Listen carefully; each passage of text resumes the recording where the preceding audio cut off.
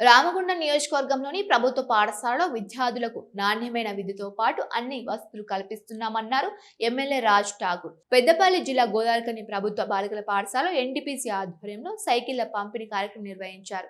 ఈ కార్యక్రమానికి ముఖ్య అతిథిగా హాజరైన రాజ్ ఠాకూర్ సామాజిక బాధ్యతలో భాగంగా 600 మంది విద్యార్థులకు ఎమ్మెల్యే చేతుల మీదుగా సైకిళ్లు అందజేశారు. ప్రతి ప్రభుత్వ పాఠశాలలో నిరుపేద విద్యార్థులకు సైకిల్ అందజేయడంతో పాటు పాఠశాల అభివృద్ధికి ఎన్టీపీసీ సహకరించాలని ఎమ్మెల్యే కోరారు. విద్యార్థులు కష్టపడి చదివి దేశానికి మంచి పేరు తీసుకురావాలని రాజ్ ఠాకూర్ సూచించారు.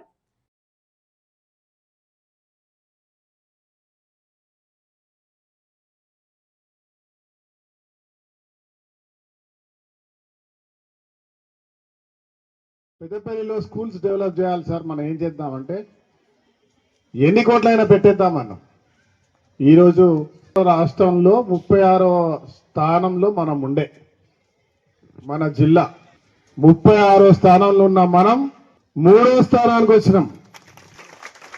వచ్చే సంవత్సరానికి నంబర్ 1 స్థానంలో ఉంటాం గ్యారంటీ.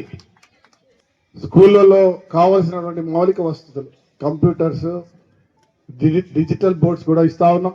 డిజిటల్ బోర్డ్స్తో పాటు ప్రైవేట్ స్కూల్లో కంటే ఎక్కువగా ఉచితంగా అన్ని రకాలుగా వసతులు ఏర్పాటు చేస్తూ అవకాశాలు ఇస్తా ఉన్నాం. రామగుండం నియోజకవర్గంలో ప్రధానంగా పెద్దపల్లిలో నేను చెప్పాలంటే అన్ని హాల్లో అద్భుతమైనటువంటి నిర్మాణాలు జరుగుతూ ఉన్నాయి.